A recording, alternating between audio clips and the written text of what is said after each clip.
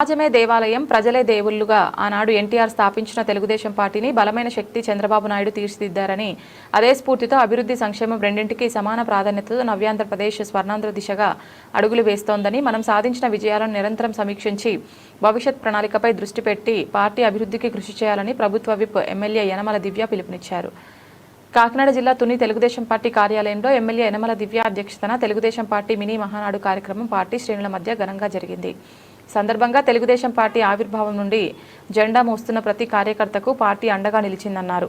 ఒకవైపు పార్టీని బలోపేతం చేస్తూ మరోవైపు నియోజకవర్గ అభివృద్ధిపై తుని, తొండంగి, కోటనందూరు ప్రజల ఆకాంక్షలకు అనుగుణంగా పలు తీర్మానాలను ఆమోదింపజేశారు. రాబోయే రోజుల్లో నియోజకవర్గంలో అన్ని ప్రాంతాలను, అన్ని వర్గాల ప్రజలను అభివృద్ధి పదంలో నడిపించి పార్టీకి మరింత విశ్వాసపాత్రులుగా ఉండే విధంగా చేయాలని కార్యకర్తలకు, నాయకులకు తెలిపారు.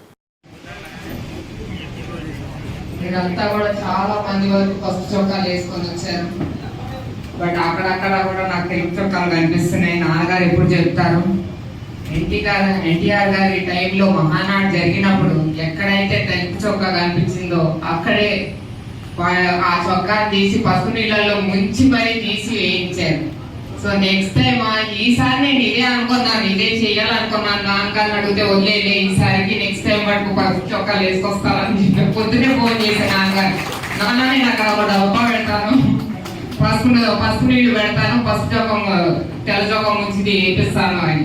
నాన్నగారు అన్నారు వద్దులే, నెక్స్ట్ టైం తీసుకో, నెక్స్ట్ టైం వాళ్ళు వేసుకొని వస్తాను పసుపు చొక్కాలు అందరూ. సో కాబట్టి నెక్స్ట్ టైం అందరూ ఒక్క తెలుగు చొక్క కూడా కనపడకుండా మొత్తం అంతా పసుపు మోయం అయిపోవాలి నెక్స్ట్ మహానాడికి. ఇంకా స్పీచ్కి వస్తే వేదిక మీద ఉన్న పెద్దలకు, అలాగే తెలుగుదేశం పార్టీ అతిరథ మహారథులకు, కార్యకర్తలకు, మీడియా వారికి అందరికీ కూడా పేరు పేరున నమస్కారాలు.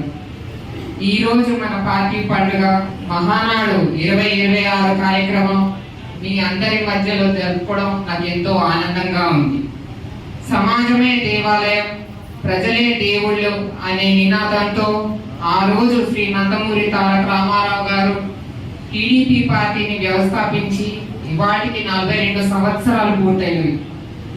సమాజ అభివృద్ధి కోసం నిరంతరం కృషి చేయడం అనే మహోత్తర లక్ష్యంతో ముందుకు సాగుతున్న మన పార్టీకి మహానాడు కొత్త దిశను, ఉత్సాహాన్ని అందిస్తుంది. ఎప్పటికప్పుడు ప్రజా సమస్యలను తెలుసుకుంటూ సంక్షేమం మరియు అభివృద్ధి అనే రెండు కళ్ళతో పాలన సాగించాలని మన ప్రియతమ ముఖ్యమంత్రి శ్రీ నారా చంద్రబాబు నాయుడు గారు సంకల్పించారు. అదే సంకల్పంతో మనమంతా కూడా ముందుకు సాగాలి. ఈ మహానాడు పండుగ కేవలం ఒక కార్యక్రమమే కాకుండా మనమందరి ఆత్మ పరిశీలనకు వేదిక కావాలి. మన విజయాలను సమీక్షించుకుంటూనే ఇంకా చేయవలసినటువంటి భవిష్యత్తు కార్యాచరణకు మార్గదర్శనం కావాలి. ఈ మహానాడు ద్వారా తునిలో పార్టీ బలోపేతానికి అవసరమైన తీర్మానాలు చేసుకుని ప్రజలకు మరింత దగ్గరయ్యే విధంగా కార్యాచరణ రూపొందించాలి. యువత, మహిళలు, రైతులు, కార్మికులు మరియు మధ్యతరగతి ప్రజలు ఆశయాలు నెరవేర్చే విధంగా మన ప్రయాణం కొనసాగించాలి.